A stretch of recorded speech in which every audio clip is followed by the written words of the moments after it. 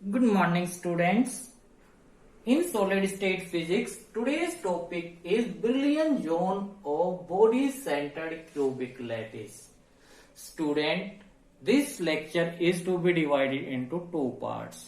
First part contains its mathematical description and second part contains its physical intuition. First of all, students, what is Brillouin zone? Brillouin zone is basically Wigner seed cell in a reciprocal lattice. यानी कि अगर मैं ये कहूं कि Brillouin zone क्या होती है, Brillouin zone सिंपली एक विग्नर सीड सेल होती है रेसिप्रोकल लैटिस के अंदर। यानी कि Brillouin zone is a Wigner seed cell in a reciprocal lattice. अगर स्टूडेंट किसी लैटिस के अंदर हमें first Brillouin zone, second Brillouin zone, third Brillouin zones की वैल्यू कैलकुलेट करनी हो तो हम कैसे कैलकुलेट करते हैं? सबसे पहले हम इनको डिफाइन करते हैं। यानी कि फर्स्ट Brillouin zone कौन सा रीजन होगा? फर्स्ट Brillouin zone वो रीजन होता है जो अनक्लोज्ड किया जाता है फर्स्ट ब्लैक प्लेन के द्वारा। Means the region enclosed in between the first black plane, that region are called the first Brillouin zone। अब सेकंड Brillouin zone को हम कैसे कैलकुलेट करते हैं? तो हमने इसको डिफाइन किया स्टूडेंट। सेकंड Brillouin zone वो रीजन होता है जो अनक्लोज्ड किया जाता है in between the first black plane and the second black plane. यानी कि वो region that is occupied between the first black plane and the second black plane, that is called the second Brillouin zone। यानी कि simple language में मैं ये कह दूं, अगर आपको सेकंड Brillouin zone की वैल्यू कैलकुलेट करनी है तो कैसे कैलकुलेट करोगे? हमें फर्स्ट ब्लैक प्लेन को तो क्रॉस करना है और सेकंड ब्लैक प्लेन को क्रॉस नहीं करना। यानी कि फर्स्ट ब्लैक प्लेन और सेकंड ब्लैक प्लेन के बीच में आने वाले रीजन को हम क्या कहते हैं? सेकंड Brillouin zone कहते हैं। अगर थर्ड Brillouin zone डिफाइन करना हो तो स्टूडेंट वो region that is enclosed in between the second black plane and third black plane. यानी कि अगर हमें थर्ड Brillouin zone को फाइंड आउट करना है तो हमें उस रीजन को फाइंड आउट करना होगा जो किसके बीच में है? सेकंड ब्लैक प्लेन और थर्ड ब्लैक प्लेन के बीच में है। यानी कि हमें सेकंड ब्लैक प्लेन को क्रॉस करते हुए कहां तक पहुंचना है? थर्ड ब्लैक प्लेन तक पहुंचना है। तो ऐसे स्टूडेंट्स हम Brillouin zones की वैल्यू कैलकुलेट यानी Brillouin zones के रीजन को फाइंड आउट करते चलते हैं किसी भी पर्टिकुलर लैटिस के अंदर। अगर स्टूडेंट्स आपको ये कहा जाए कि Brillouin zone कंस्ट्रक्ट करो in body centred cubic lattice के अंदर, यानी कि हमें बॉडी सेंटर्ड क्यूबिक लैटिस के अंदर Brillouin zone को कंस्ट्रक्ट करना है तो कैसे कंस्ट्रक्ट करेंगे? यानी कि मैंने यहां पर जोन लिखा है स्टूडेंट, जोन्स नहीं लिखा। यानी कि जोन लिखा है तो मैं क्या कैलकुलेट करना चाहता हूं? Only first Brillouin zone calculate करना चाहता हूं। और आपको याद रखना है स्टूडेंट, फर्स्ट Brillouin zone की वैल्यू कैलकुलेट करने के लिए हमें सबसे पहले क्या करना होगा? डायरेक्ट लैटिस से किस में जाना पड़ता है? रेसिप्रोकल लैटिस के अंदर जाना पड़ता है।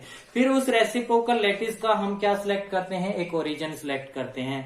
उस ओरिजिन से हम सबसे पहले क्या फाइंड आउट करते हैं? शॉर्टेस्ट जी की वैल्यू फाइंड आउट करते हैं। यानी कि जी क्या चीज होता है? एक रेसिप्रोकल लैटिस वेक्टर होता है। रेसिप्रोकल लैटिस वेक्टर किसको कनेक्ट करता है? Origin of the reciprocal lattice और किसको कनेक्ट करता है? किसी भी लैटिस के पॉइंट को कनेक्ट करता है रेसिप्रोकल लैटिस के ओरिजिन के साथ। उस वेक्टर को हम क्या कहते हैं? रेसिप्रोकल लैटिस वेक्टर कहते हैं। आने वाले लेक्चर में अभी आगे हम धीरे धीरे इस चीज को समझने वाले हैं। तो सबसे पहले हमें क्या करना होगा स्टूडेंट? हमें बॉडी सेंटर्ड क्यूबिक लैटिस को समझना होगा। बॉडी सेंटर्ड क्यूबिक लैटिस का मीनिंग क्या होता है student? Body centred cubic unit cell के अंदर आपने पढ़ा है एटम कहां पर प्रेजेंट होता है? बॉडी के सेंटर के ऊपर प्रेजेंट होता है। यानी कि अगर मैं इस कमरे का एग्जाम्पल लेके आपको समझाने की कोशिश करूं तो मैं क्या कहूंगा, इस कमरे के अंदर एटम कहां पर प्रेजेंट होगा? जो ये अपना फैन है इसके नीचे जो सेंटर पॉइंट आएगा वहां पर इस रूम के अंदर वो एटम प्रेजेंट होगा। यानी कि अगर ये कमरा हमारा body centred cubic unit cell है तो अभी अगर हम body centred cubic unit cell को समझ चुके हैं तो उसके अंदर फर्स्ट कंडीशन क्या है? एटम बॉडी के सेंटर के ऊपर होगा। तो अब हमें उसके क्या फाइंड आउट करने हैं student? Primitive translations vector find out करने हैं। यानी कि प्रिमिटिव ट्रांसलेशन वेक्टर हम किसके अंदर लिखना चाह रहे हैं? डायरेक्ट लैटिस के अंदर। इसके बाद हम उसको किस में कन्वर्ट करेंगे? रेसिप्रोकल लैटिस के अंदर, क्योंकि हमें पता है ब्रिलियन जोन किस में बनती हैं? रेसिप्रोकल लैटिस के अंदर बनती हैं। और ब्रिलियन जोन्स क्या चीज है? विग्नर सीड सेल है रेसिप्रोकल लैटिस के अंदर। तो सबसे पहले हमें इस बॉडी सेंटर्ड क्यूबिक लैटिस के प्रिमिटिव ट्रांसलेशन वेक्टर्स को निकालना होगा डायरेक्ट लैटिस के अंदर। तो सबसे पहले स्टूडेंट्स हम बना देते हैं body centred cubic unit cell का स्ट्रक्चर। तो हम इसको जब कंस्ट्रक्ट करने लगे तो हमें इस पे थोड़ा ध्यान रखते हुए बनाना है। और क्या ध्यान रखना है स्टूडेंट्स? हमें इस यूनिट सेल के अंदर जो एटम होगा वो कहां पर प्रेजेंट होगा? इसके सेंटर के ऊपर।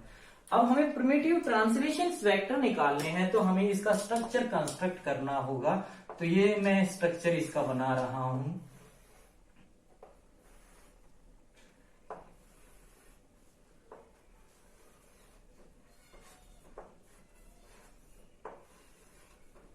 ये थोड़ा डायग्राम ध्यान से बनाना स्टूडेंट, अगर इसमें मिस्टेक्स हो गई तो फिर हम कुछ नहीं पर कर पाएंगे। इस यूनिट सेल के सेंटर के ऊपर भी एटम प्रेजेंट होगा, क्योंकि हम किसके प्रिमिटिव ट्रांसलेशन कैलकुलेट करने जा रहे हैं? बॉडी सेंटर्ड क्यूबिक लैटिस के। अब इसके नीचे हमें एक यूनिट सेल बनानी होगी।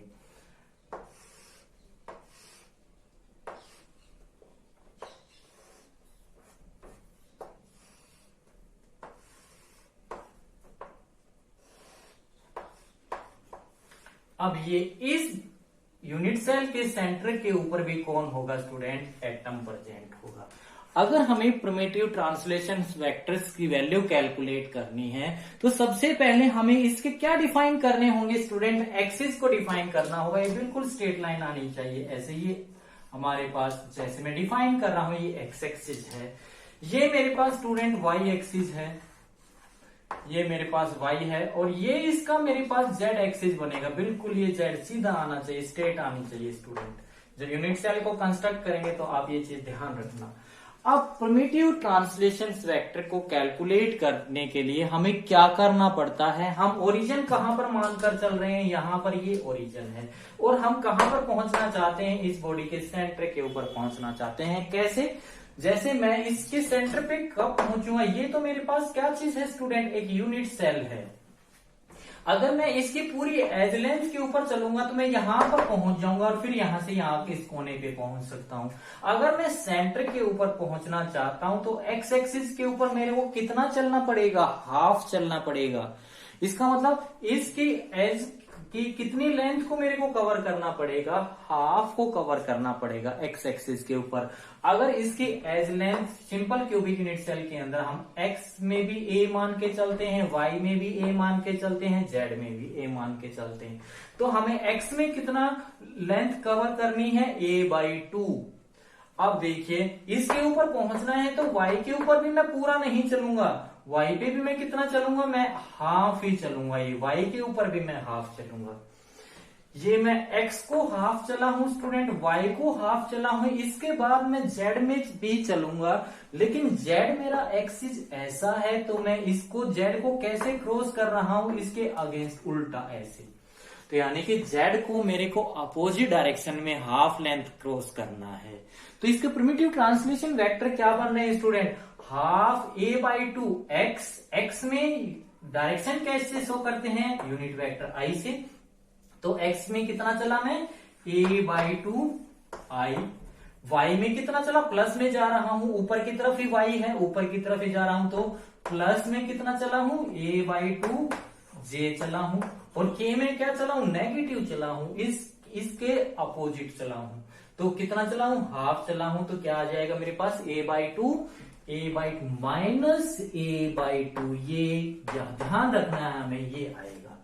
इसका मतलब देखिए, अगर मैं प्रिमिटिव ट्रांसलेशन वेक्टर को निकालूं तो यहां पर लिख रहा हूं, तो यहां पर a वेक्टर, ये डायरेक्ट लैटिस के अंदर लिख रहा हूं, कितना बनेगा स्टूडेंट, a/2 आई प्लस a/2 जे माइनस a/2 के।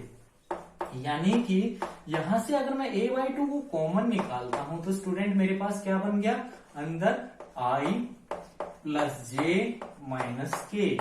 ऐसे ही मेरे को अगर b ट्रांसलेशन वेक्टर निकालना है तो देखिए, अब हमें ऊपर इस सेंटर के ऊपर पहुंचना चाह रहा हूं मैं, तो इस सेंटर के ऊपर पहुंचूंगा तो मैं y में कितना चलूं, अगर यहां पर चलूंगा तो नहीं पहुंच पाऊंगा, फेस के ऊपर पहुंच जाऊंगा। तो मेरे को तो सेंटर पे पहुंचना है, तो हाफ आधी क्रॉस करूं, y पॉजिटिव चला। इसके बाद मैं क्या करूं स्टूडेंट, हाफ किधर आऊं, हाफ मेरे को x, हाफ मेरे को ऊपर जाकर सेंटर के ऊपर है, ये एटम बिल्कुल सेंटर के ऊपर होगा, तो मैं हाफ चला गया, यहां से हाफ चला गया, हाफ। इसके बाद मैं क्या करूंगा, हाफ जेड में क्रॉस करके आऊंगा, ऐसे जेड की डायरेक्शन में आ रहा हूं, लेकिन हाफ कैसे क्रॉस करूंगा, एक्स की नेगेटिव डायरेक्शन में क्रॉस करूंगा, एक्स पॉजिटिव इधर है तो नेगेटिव डायरेक्शन में, यानी कि एक्स मेरा नेगेटिव, यहां पर ये तो मेरा नेगेटिव है, वाई मेरा पॉजिटिव, ये मेरा पॉजिटिव है, और जेड मेरा भी पॉजिटिव, तो ये भी मेरा पॉजिटिव। तो मेरे पास b क्या बन गया students, b is equal to a/2 minus a/2 minus minus a/2, ध्यान रखना है, प्लस a/2 जे a/2 है प्लस a/2 के, ये है। यानी कि ये मेरे पास यूनिट वेक्टर्स हैं जो डायरेक्शन बता रहे हैं। क्या आ गई, a/2 को कॉमन निकाल लो यहां से भी, तो यहां से स्टूडेंट क्या आ गया, minus i plus J plus के, ये सेकंड प्रिमिटिव ट्रांसलेशन वेक्टर आ गया। ऐसे ही अगर मैं थर्ड ट्रांसलेशन वेक्टर निकालूं तो कैसे निकालेंगे स्टूडेंट, उसको देखिए। अगर मेरे को इस सेंटर पे पहुंचना है तो कैसे पहुंचूंगा, हाफ जेड पे पहुंचूंगा, चलूंगा मैं, हाफ जेड पॉजिटिव पे चला, यानी कि ये पॉजिटिव चला हूं मैं। इसके बाद हाफ एक्स के ऊपर चलूंगा मैं, हाफ एक्स के ऊपर चला, ये पॉजिटिव चला, ये भी मैं पॉजिटिव चला, हाफ पॉजिटिव चला मैं। इसके बाद हाफ नेगेटिव चला, ये हाफ नेगेटिव क्या चला, वाई चला। इसका मतलब ये वैल्यू यहां पर क्या आएगी, नेगेटिव आएगी इस केस में। तो हमारे पास क्या बन गया student, c third primitive translation vector a/2 i minus a/2 j plus a/2 k. यानी कि अब मेरे को यहां से a/2 को कॉमन निकाल लेना है, और क्या बन गया, ये i माइनस जे प्लस के, ये बन गया। ये मेरे पास स्टूडेंट्स क्या आ गए हैं, primitive translation vector of BC से इन डायरेक्ट लैटिस। लेकिन मैं ब्रिलियन जोन कंस्ट्रक्ट करना चाह रहा हूं, और ब्रिलियन जोन क्या चीज है, विग्नर्स इटसेल्फ इन रेसिप्रोकल लैटिस। यानी कि इस डायरेक्ट लैटिस को मेरे को किस में कन्वर्ट करना होगा, रेसिप्रोकल लैटिस के अंदर। यानी कि हमें रेसिप्रोकल लैटिस के अंदर क्या निकालना होगा, प्रिमिटिव ट्रांसलेशन वेक्टर निकालने होंगे। तो हमें primitive translation vector reciprocal lattice के अंदर कैलकुलेट किए थे स्टूडेंट्स। ये तो मेरे पास डायरेक्ट लैटिस है, मैं इनको यहां लाइन खींच रहा हूं, और हमारे पास रेसिप्रोकल लैटिस में प्रिमिटिव ट्रांसलेशन वेक्टर्स को हम डिनोट करते हैं a star, b star, c star से, या कैपिटल A B C से डिनोट करते हैं। और इनकी वैल्यू हमने कैलकुलेट की थी, कितनी आती है, 2 pi b vector cross c vector upon volume आती है a dot B vector cross C vector. इसके बाद अगर मेरे को सेकेंड प्रिमिटिव ट्रांसलेशन वेक्टर निकालना है तो स्टूडेंट्स यहाँ पर देखिए, मैं आपको एक सिंपल सा मेथड बता देता हूँ। 2 पाई तो आ ही आएगा। यहाँ पर ए बी सी है, यानी अगर मेरे को ए निकालना है तो क्रॉस प्रोडक्ट किसका आएगा, बी सी का। अगर मेरे को बी निकालना है तो क्रॉस प्रोडक्ट किसका आएगा, सी क्रॉस सी आएगा। अगर मेरे को सी की वैल्यू निकालनी है तो किसका आएगा, ए क्रॉस बी आएगा।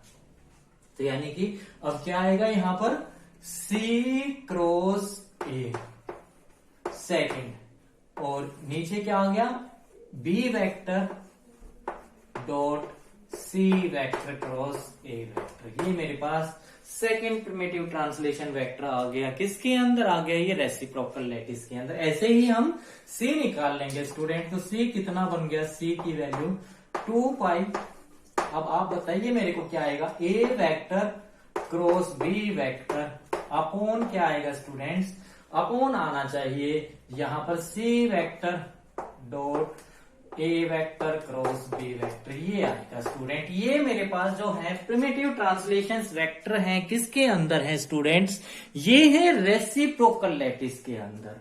तो सबसे पहले हमें इनकी वैल्यू कैलकुलेट करनी है। तो कैलकुलेट करने के लिए स्टूडेंट्स मेरे को क्या फाइंड आउट करना होगा, सबसे पहले हमें किसकी, बी क्रॉस, मैं एक की मैं कैलकुलेट करके दिखा रहा हूं, सेम वे आपको कैलकुलेट करनी है। तो सबसे पहले मेरे को बी क्रॉस सी फाइंड आउट करना है। इसमें बी की वैल्यू क्या है, ये है, सी की वैल्यू ये है। a/2 यहां पर मैग्नीट्यूड है, तो ए मैग्नीट्यूड तो कॉमन मल्टीप्लाई कर देंगे हम, यानी कि बी क्रॉस सी की वैल्यू अगर मैं निकालू यहां पर, तो B vector cross C vector क्या बनेगा स्टूडेंट, देखिए बी की वैल्यू पुट करूंगा, क्रॉस प्रोडक्ट करूंगा, तो ये a/2 क्या हो गया, a²/4। और क्रॉस प्रोडक्ट निकालने के लिए हम मैट्रिक्स की हेल्प लेते हैं, ए जे के। यहां पर सबसे पहले बी आएगा, तो बी के एलिमेंट्स आएंगे यहाँ पर -1, यहां पर 1, यहां पर 1, इसका क्या है 1 -1 और यहां पर 1। इसके बाद हम इसकी मल्टीप्लीकेशन कर देंगे तो स्टूडेंट्स क्या आती है आपको पता है, देखिए यहां पर क्या आएगा, that is equal to a²/4। अंदर इसका सिंप्लीफिकेशन क्या आता है, सबसे पहले आई को सोल्व करते हैं हम, तो आई की वैल्यू इसको सोल्व करने के लिए दिस माइनस दिस, तो ये क्या बन गया 1 + 1 × आई। इसके बाद माइनस, इसके बाद जे को सोल्व करते हैं तो क्या आता है हमारे पास, this multiply this -1 -1 and two j vector, plus क्या आएगा के, और के को सिंप्लीफाई करने के लिए हम क्या करते हैं, इसको 1 -1 1 -1, तो हमारे पास स्टूडेंट क्या आ गया है, that is equal to a²/4 × 2i + 2 - +2j और +0k, ये आ गया। अब यहां से स्टूडेंट्स 2 को कॉमन निकाल सकते हैं हम, तो ये क्या बन गया, 2 को कॉमन निकालेंगे और इस 2 से काट देंगे, तो क्या बन गया a² / 2 × i + j, ये बन गया स्टूडेंट। अब हम क्या निकालेंगे, वॉल्यूम निकालेंगे और इसके बाद इसकी वैल्यू यहां पर पुट करेंगे। तो स्टूडेंट्स क्या बनता है, देखिए ये वॉल्यूम की वैल्यू निकालने के लिए हम क्या निकालेंगे, ए वेक्टर डॉट बी क्रॉस सी, ये निकालेंगे। इसकी वैल्यू निकालने के लिए हम क्या करेंगे, ए वेक्टर का इसके साथ डॉट प्रोडक्ट लेंगे, और डॉट प्रोडक्ट में जानता हूं स्टूडेंट्स, आई डॉट आई क्या होता है 1 होता है, बाकी I dot J is equal to 0, I dot K क्या होता है 0 होता है, तो ये हम जानते हैं। तो जब स्टूडेंट डॉट प्रोडक्ट लेंगे तो यहाँ पे ये आई डॉट आई तो क्या होगा 1 होगा, यानी कि ये मल्टीप्लाई दिस, तो ये क्या बन गया a³ / 4। अंदर क्या बचा हमारे आई डॉट आई 1, इसके बाद जे डॉट जे 1, बाकी सारे 0 हो जाएंगे, मैं नहीं लिख रहा हूं उनको ताकि आप कंफ्यूज ना करें। तो ये क्या बन गया 2 और 2 इसके साथ काट देंगे, तो a³ ये 2 वॉल्यूम आ गए। ऐसे ही सेम वे ये निकलेंगे, इसकी वैल्यू क्या आएगी, यहां पर a²/2 j + k आ जाएगी, यहां पर जो है ना c × a j + k आ जाएगी। तो ये वैल्यू जब पुट करते हैं स्टूडेंट 2 पाई और बी क्रॉस सी हमारे पास क्या है, मल्टीप्लाई a² नीचे 2 आ चुका है इसका, × i + j, और नीचे क्या है स्टूडेंट, ये ए क्यूब, और ऊपर क्या चला गया हमारे पास मल्टीप्लाई 2 से ये 2 कट गया स्टूडेंट, ये जो 2 आएगा नीचे वाला ए क्यूब बाई 3 का 2, ये 2 से 2 कट गया। तो स्टूडेंट क्या वैल्यू बनी, देखिए ये इसकी वैल्यू बन रही है, ये किसकी वैल्यू बन रही है, मैं यहां से ये लाइन ड्रॉ कर रहा हूं ताकि आप कंफ्यूज ना करें, यहाँ पे ये क्लोज हो गया।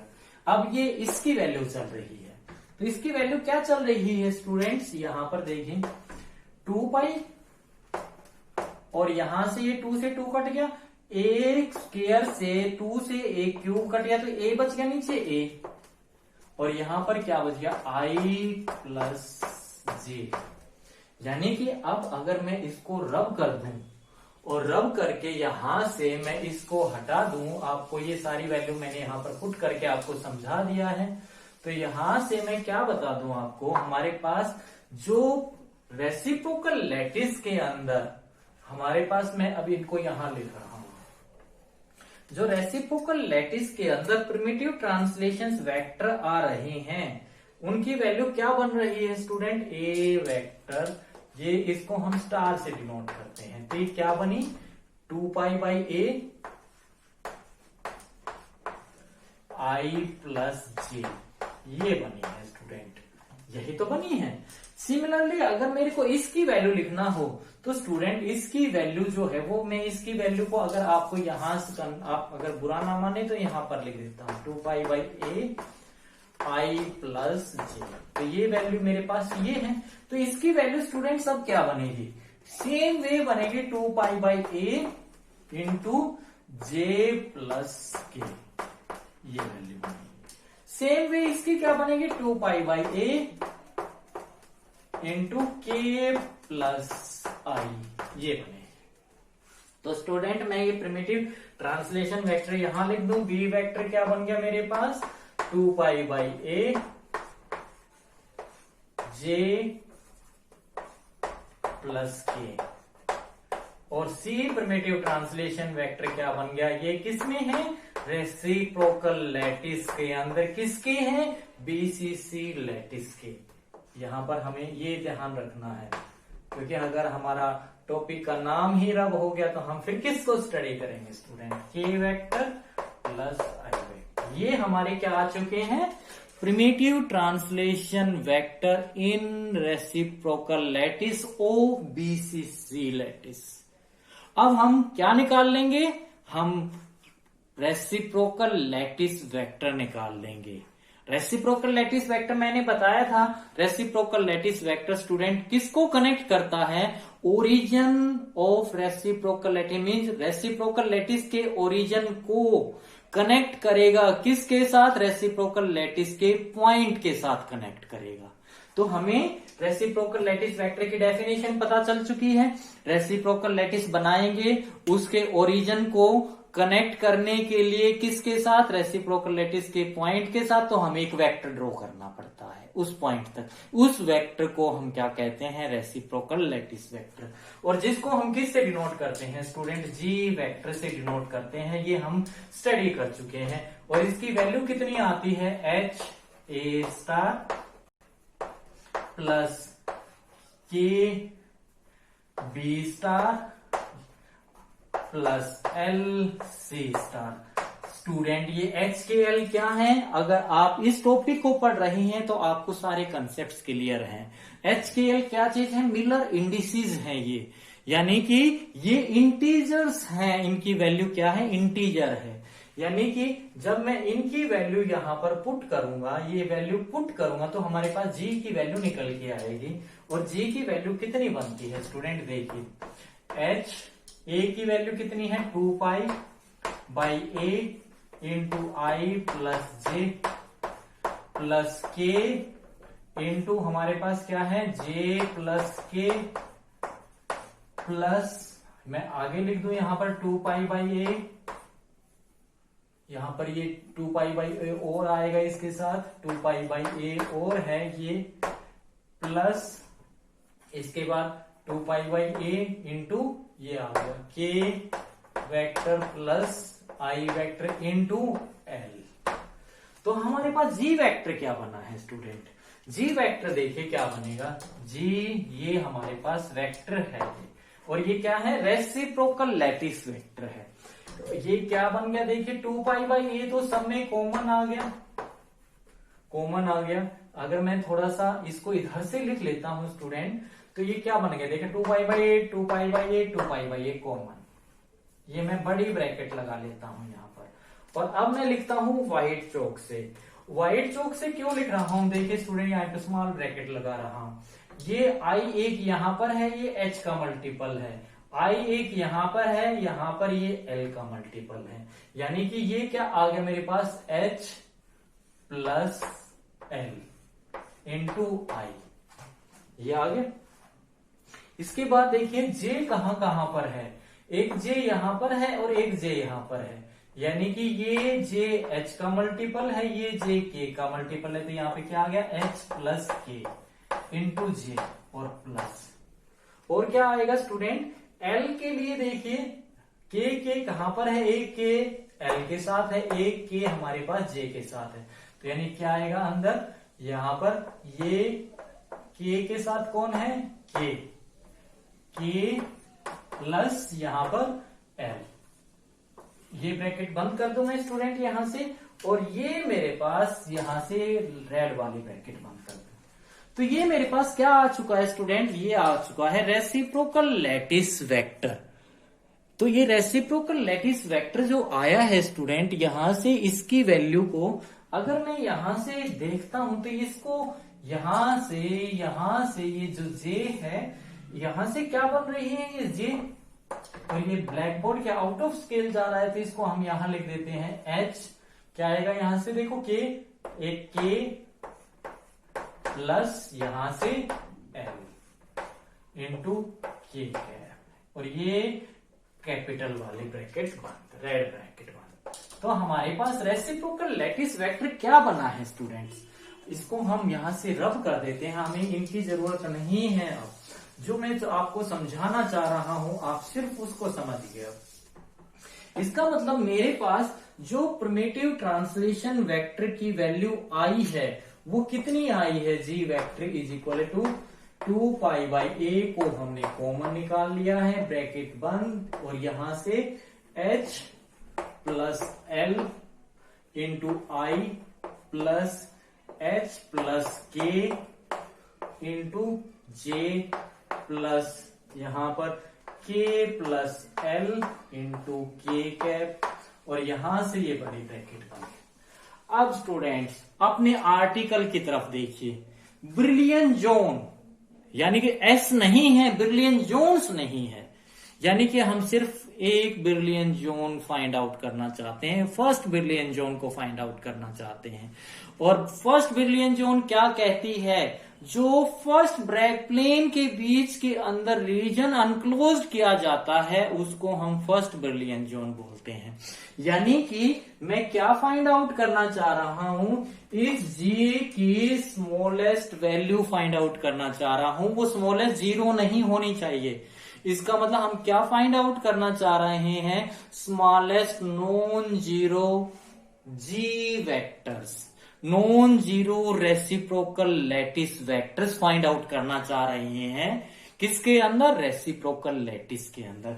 जैसे मैं आपको समझा दूं, मैंने कोई रेसिप्रोकल लैटिस बना दी है, ये पॉइंट्स नहीं है स्टूडेंट, ये पॉइंट किसको रिप्रेजेंट कर रहे हैं, एक सेट ऑफ प्लेन्स को रिप्रेजेंट कर रहे हैं, ये एक फैमिली को रिप्रेजेंट कर रहे हैं। अगर आप रेसिप्रोकल लैटिस को जानते हैं तो मेरे पास अगर ये सपोज करो कोई ओरिजिन है, ये मेरे पास इस रेसिप्रोकल लैटिस का कोई ओरिजिन है, ये कोई ओरिजिन है, ये कोई मैंने सपोज करो ओरिजिन मान लिया है, तो मैं क्या करूंगा, इस ओरिजिन के नियर स्मॉलेस्ट की वैल्यू यहां एक वेक्टर ड्रॉ करूंगा, ये लाइन ड्रॉ करूंगा, एक वेक्टर ड्रॉ करूंगा, यहां तक ड्रॉ नहीं करूंगा, ये तो हमारे पास स्मॉलेस्ट से आगे बढ़ गए, स्मॉलेस्ट यहां तक आएगा फर्स्ट तक।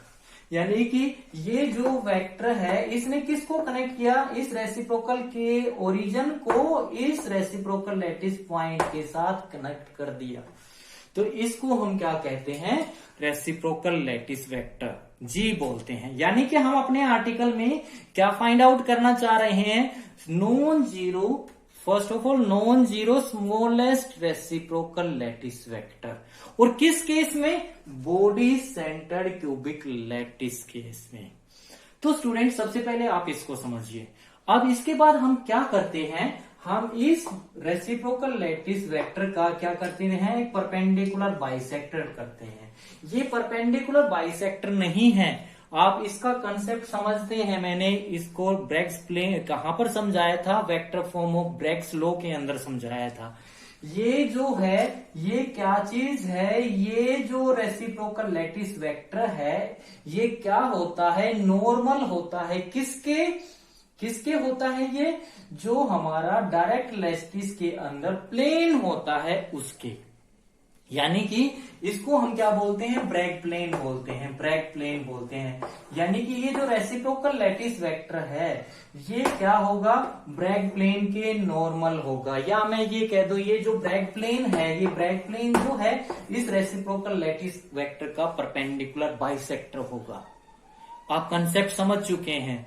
तो इसका मतलब स्टूडेंट्स मैं क्या फाइंड आउट करना चाह रहा हूं, मैं इस non zero smallest non zero reciprocal lattice vectors को कैलकुलेट करना चाह रहा हूं बॉडी सेंटर्ड क्यूबिक लैटिस के अंदर।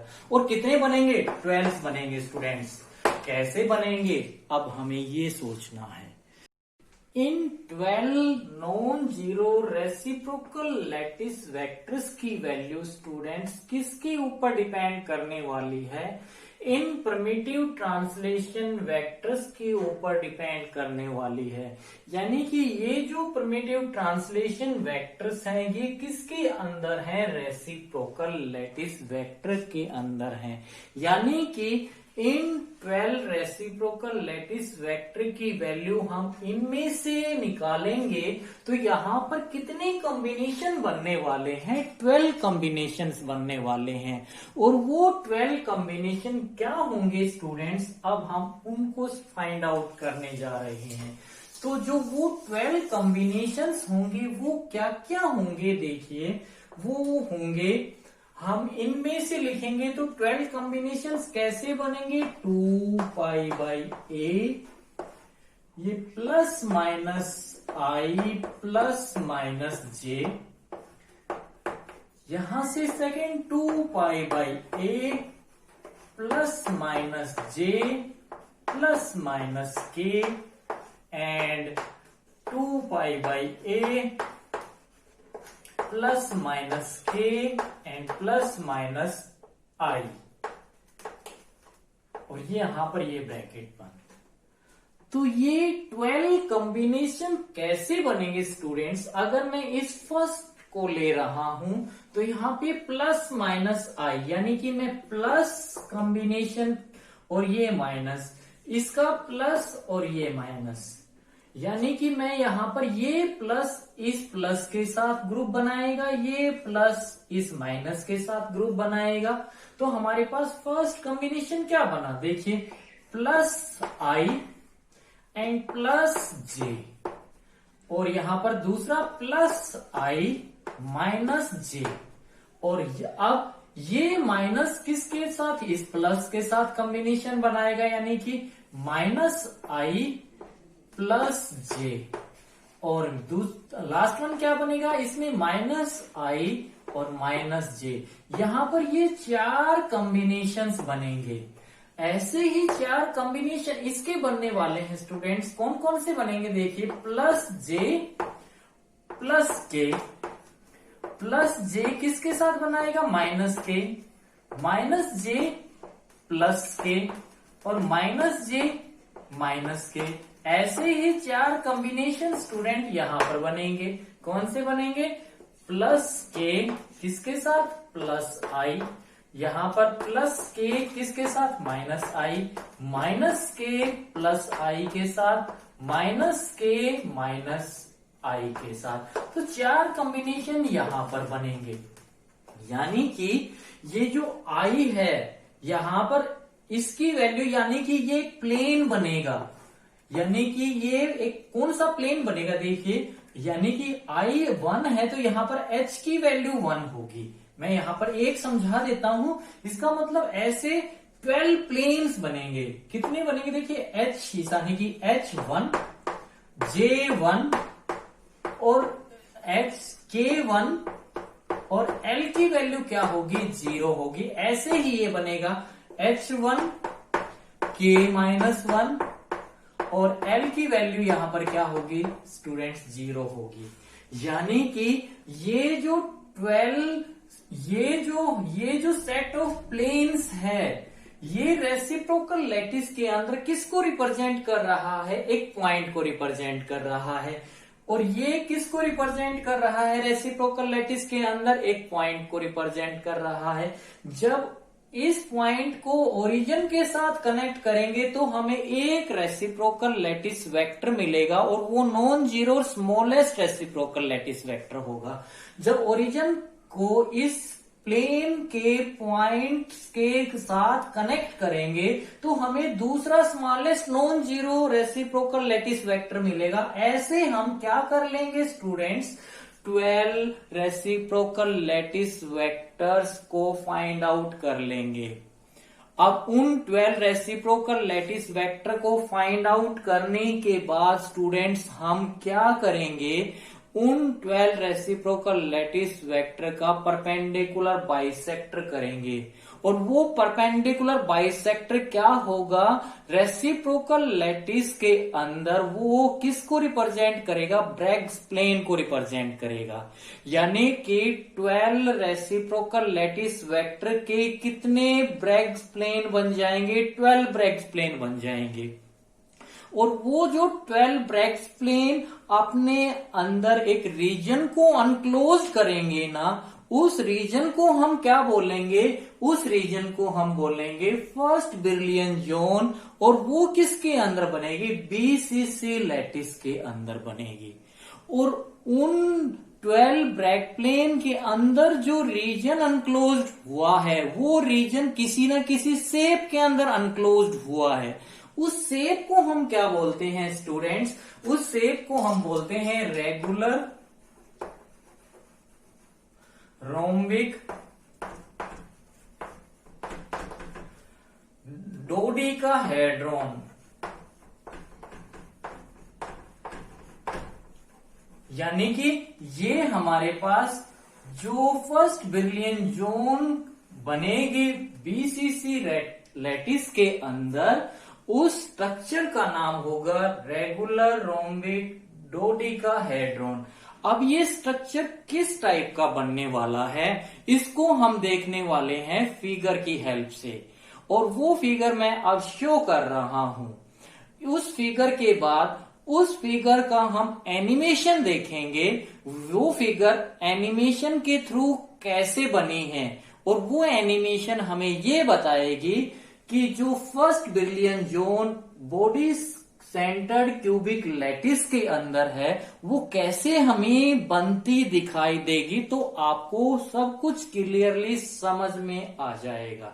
चलिए अब हम देखते हैं रेगुलर रोम्बिक डोडेकाहेड्रॉन के स्ट्रक्चर को और उसके एनिमेशन को।